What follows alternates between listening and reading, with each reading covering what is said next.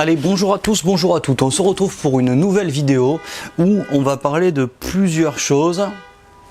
Si vous entendez du bruit derrière, c'est normal parce que je suis en extérieur et du coup on aura du bruit.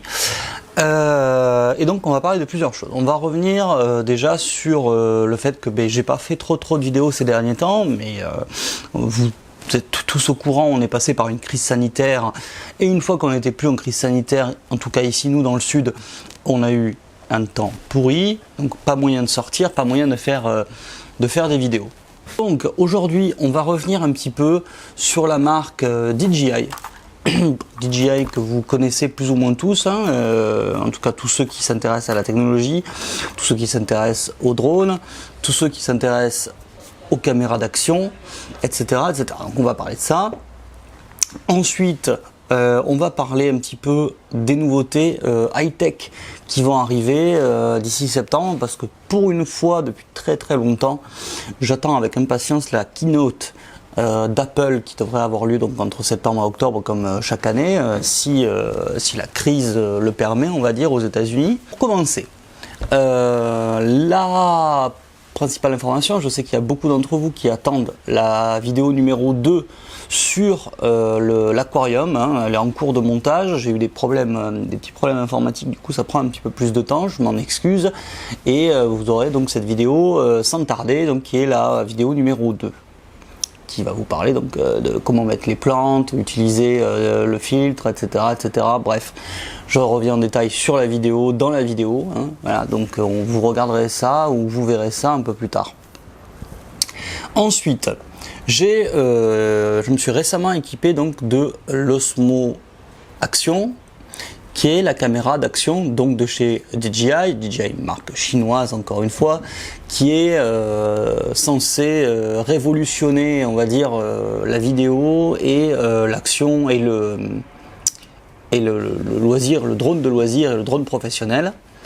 Et ils ont sorti il y a quelque temps cette caméra d'action qui est là pour concurrencer la GoPro Hero 7 ou Hero 8, je sais plus où ils en sont maintenant, je suis pas trop les actualités GoPro, donc voilà, mais bon, voilà. Avant ça, j'avais fait l'acquisition donc de l'Osmo Pocket, qui est pareil, qui est une caméra de chez DJI et qui est stabilisée 3 axes, d'accord? Donc ce qui fait que c'est la caméra entre guillemets la plus stabilisée dans le monde de la caméra, on va dire, portable comme ça, avec cette petite taille, d'accord? Et ma main à côté, c'est vraiment une des plus petites caméras qui existent, et il faut savoir qu'elle est plus légère que la caméra d'action que j'ai à côté. Ensuite, on connaît DJI, évidemment, pour ses drones. En priorité, ici, le Mavic, du coup, Mini, qui fonctionne très bien. Encore une fois, j'ai pas eu plus l'occasion que ça, plus l'occasion que ça de l'utiliser. J'ai fait quelques vidéos, j'ai fait quelques tests, mais j'ai pas eu trop l'occasion de l'utiliser entre le confinement et le temps pourri. Dès qu'il y a du vent, comme je maîtrise pas encore correctement le pilotage, je fais attention et du coup je vais pas n'importe où avec le drone pour le moment, sans compter qu'évidemment il faut respecter certaines législations, certaines règles, dont je vous reparlerai dans une autre vidéo. DJI est connu pour ses drones et pour notamment le fait d'avoir des caméras comme ça stabilisées, hop, ici sur 2 axes, ici sur 3 axes, et maintenant un concurrent direct à la GoPro qui est la caméra Osmo Action, qui est donc une caméra d'action logiquement étanche, résistante au choc, à la poussière, etc., etc. Je ne vais pas en faire un test complet, il y a des tests sur internet, vous les trouverez si vous les cherchez, il n'y a pas de souci. Il y a des choses qui sont mieux faites que techniquement que moi ce que je fais. Voilà. Au niveau des caméras, donc là j'ai le Lumix, le G8, le G80 qui me filme, et ensuite ma deuxième caméra, ça va être celle-ci. Ça va être l'Osmo Action. Pourquoi? Parce que, contrairement à l'Osmo Pocket, elle est moins bien stabilisée, mais elle possède un écran arrière et un écran avant. Ça me permet à la fois de me filmer à moi dans des cas où j'ai pas mon appareil photo, parce que l'appareil photo non plus n'est pas totalement étanche, hein, il est résistant, mais il n'est pas étanche. Voilà. Ensuite, sur toutes les actions que vous pouvez faire, du vélo, du sport, de la course, du saut en parachute, je ne sais rien, n'importe quoi. Cette caméra là, je lui fais confiance parce qu'elle est protégée, elle est solide et elle est résistante. L'Osmo Pocket est vraiment une caméra familiale qui est stabilisée. Du coup, vous pouvez faire n'importe quoi. Vous pouvez même ne pas savoir filmer du tout, le truc sera stabilisé, ça fonctionnera, ça servira vraiment à tout, sachant qu'elle filme en 4K, évidemment l'Osmo Action filme en 4K aussi. Du coup, vous avez vraiment une caméra géniale de poche à prendre partout, à condition qu'effectivement il ne pleuve pas, il ne neige pas, il ne machin, parce qu'elle n'est absolument pas étanche ni résistante à la poussière, etc. Donc, toujours sous protection, hop, et plus ou moins dans la poche ou dans le sac, mais vous ne pourrez pas en faire une caméra d'action. L'Osmo Action, quant à elle, filme en 4K et va exactement proposer les compétences, on va dire, les capacités d'une GoPro. Vous connaissez GoPro de toute façon, va faire exactement la même chose, sinon mieux. Et après, c'est vraiment des questions de stabilisation, c'est-à-dire qu'elle utilise le Rocksteady, je crois, hein, faut que je vérifie, c'est ça. Elle utilise le Rocksteady et qui est une stabilisation numérique, et la GoPro utilise un autre système de stabilisation numérique qui est tout aussi bon. Donc honnêtement, entre une Osmo Action qui en ce moment est à 230-240 € et une GoPro Hero 8 je sais pas quoi, ou Hero 7 qui est autour de 400 €, le choix et pour moi il est vite fait en tout cas. Voilà, donc je voulais revenir là-dessus. Ensuite, le drone, alors je l'ai utilisé, je ne sais pas si j'aurai la place là sur les côtés de mettre quelques images que j'ai faites, donc du coup avec le drone. Pour l'instant, je m'entraîne encore, hein. Concrètement, il faut s'entraîner pour être sûr de soi, pour être pas mauvais du coup en pilotage, et après arriver à faire des plans de caméra corrects, qui soient soit utiles dans une vidéo, mais qui soient en tout cas qui me conviennent, hein. Voilà, donc là il faut du temps, et je reviendrai pas pour l'instant, si ce n'est peut-être jamais d'ailleurs, sur le Mavic Mini, parce que bon, moi il me convient parfaitement, j'ai pas envie d'investir dans du drone, pour moi c'est du loisir, donc voilà, encore une fois je fais attention à la législation, on en parlera dans une autre vidéo, et voilà. Pour le petit retour sur DJI, pour conclure sur cette marque, pour moi les essentiels c'est vraiment l'Osmo Action, qui est une caméra portative, action, étanche, résistante, tout ce que vous voulez là, machin.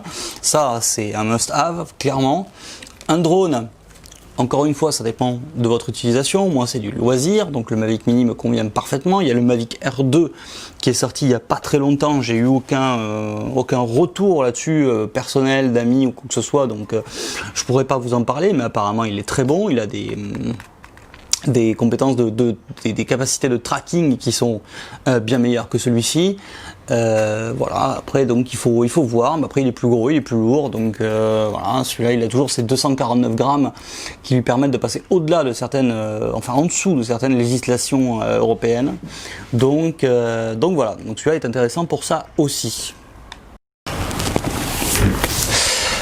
Ensuite, et pour finir cette vidéo du coup un peu mise à jour, un petit peu speech, machin tout ça, je vais vous parler de ce qui va vraiment beaucoup m'intéresser en donc fin 2020, keynote Apple, qui va arriver donc entre septembre et octobre, et qui j'espère va enfin parler des Apple Glass. Alors pour ceux qui s'intéressent, vous pouvez suivre les leaks et les rumeurs de John Prosser, qui est un Américain qui a eu notamment raison sur les leaks de l'iPhone SE 2020, et qui parle vraiment des Apple Glass comme possible One More Thing sur la keynote de septembre-octobre. Je suis plus sûr, je vais dire septembre, mais voilà.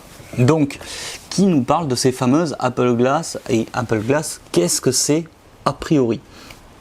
A priori, ce serait donc des lunettes classiques que vous mettriez donc sur votre nez, sur vos oreilles, et qui auraient en plus des capacités de réalité augmentée.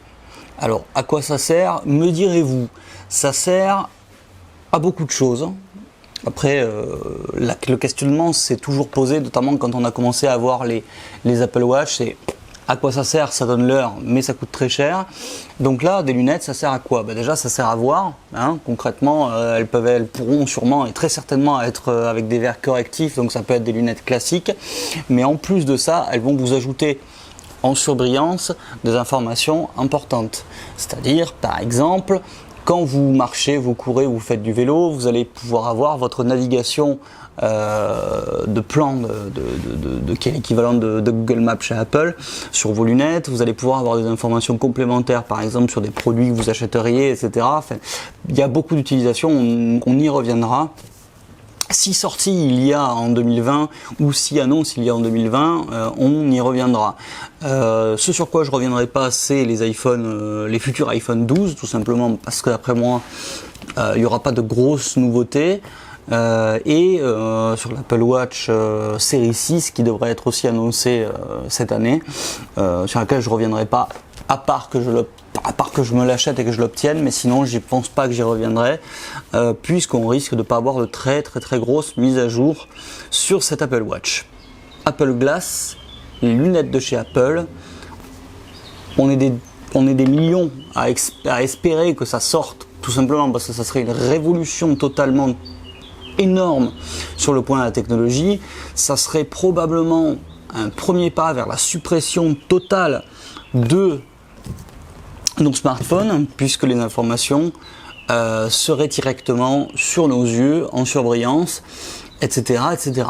On en reparlera parce qu'il y a beaucoup de choses à dire. Peut-être même que je ferai une vidéo complète, rappel un petit peu de ce que c'est, des rumeurs, de ce qui a existé, de type Google Glass, de type Spectacles de chez Snapchat, de type HoloLens de chez Microsoft. Peut-être que je ferai une vidéo complète. On y reviendra. En attendant, merci d'avoir suivi cette petite vidéo. Le tuto partie 2 sur l'aquariophilie arrive, donc j'espère le plus vite possible. J'aimerais bien cette semaine, mais bon, ça dépendra de la technique un petit peu. Et puis, quant à nous, on se voit très bientôt pour de nouvelles vidéos. Merci à tous, au revoir.